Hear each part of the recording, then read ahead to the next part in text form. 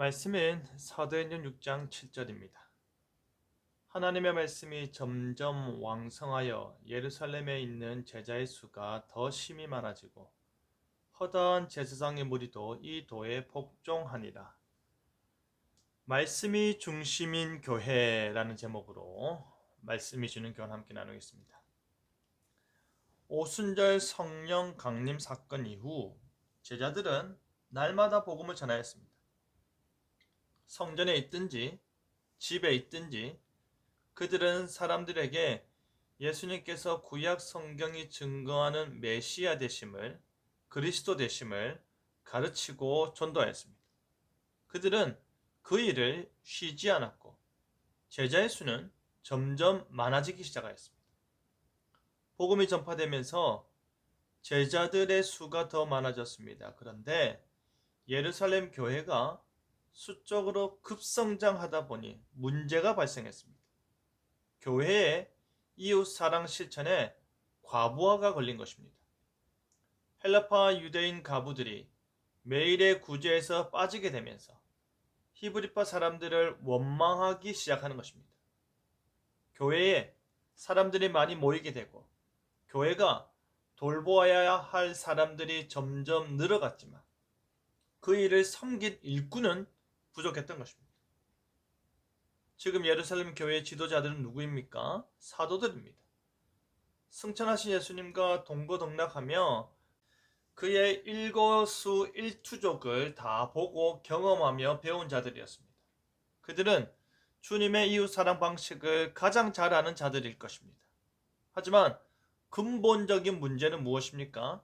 그들은 우리 주님이 아니라는 사실입니다. 사람들은 당장 자기에게 주어지는 것에 급급하고 사람들은 당장 자신이 소외되지 않는 것에 민감하게 반응을 하니 구제에 구멍이 생긴 것입니다. 수적 성장이 교회에 제한된 일꾼으로 감당이 안 되는 것입니다. 12사도가 모든 제자를 불러 우리가 하나님의 말씀을 제쳐놓고 접대를 일삼는 것이 마땅하지 아니하니 라고 합니다. 말씀과 접대, 말씀과 상담, 말씀과 구제를 놓고 저울질할 때에 말씀이 더 중요하다는 것입니다. 그것은 마땅하지 않는 것입니다. 그래서 무엇을 하기로 결정하였습니까?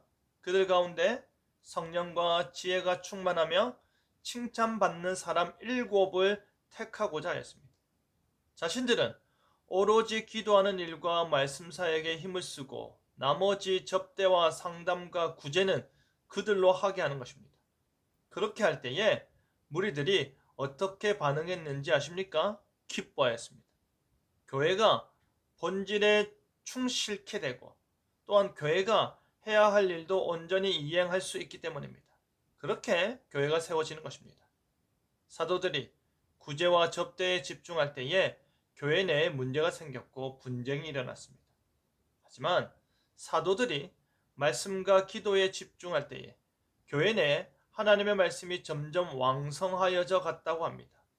제자의 수가 더 심히 많아졌을 뿐 아니라 허다한 제사장의 무리도 이 도에 복종하기까지 하였습니다. 예루살렘 교회가 질적으로 자랄 뿐 아니라 양적으로 증가하여 갔다는 것입니다. 특별히 많은 제사장의 무리가 그리스도인들이 된 사실은 예수님의 복음과 교회의 이웃사랑이 그들을 감화 감동케 한 것으로 보입니다. 교회가 그들을 대적하는 자들과 그들의 지도자들에게도 영향력을 미친 것입니다. 복음 위에 세워져가는 사랑의 공동체가 사람들을 변화시킨 것입니다. 하나님의 말씀이 점점 왕성하여져 갈 수 있었던 것은 사람들이 말씀과 기도에 전념하였기 때문입니다. 하나님의 말씀이 점점 왕성하여져 갈 수 있었던 것은 이웃사랑이 제대로 실천되었기 때문입니다. 직분과 역할이 나뉘어지고 그 일들을 분담하여 행할 때에 교회가 건강해지는 것입니다. 소수의 사람에게 많은 역할이 집중된다면 교회는 병들게 되고 역할을 분배하여 자신의 맡은 바 일을 제대로 행할 때에 교회는 건강해지는 것입니다. 말씀이 왕성하여져서 양질의 교회로 성장할 수 있는 것입니다. 교회 내에서 나 자신에게 주어진 일에 최선을 다할 때에 우리는 양질의 말씀과 가르침을 얻게 될 것입니다. 교회 내에서 나 자신이 감당해야 할 일을 온전히 해낼 때에 교회는 잡음 없이 아름답게 세워져 갈 것입니다. 항상 말씀이 중심이어야 합니다. 그 하나님의 말씀이 점점 왕성하여지는 교회로 자라나는 저와 여러분 되기를 간절히 바랍니다. 아멘.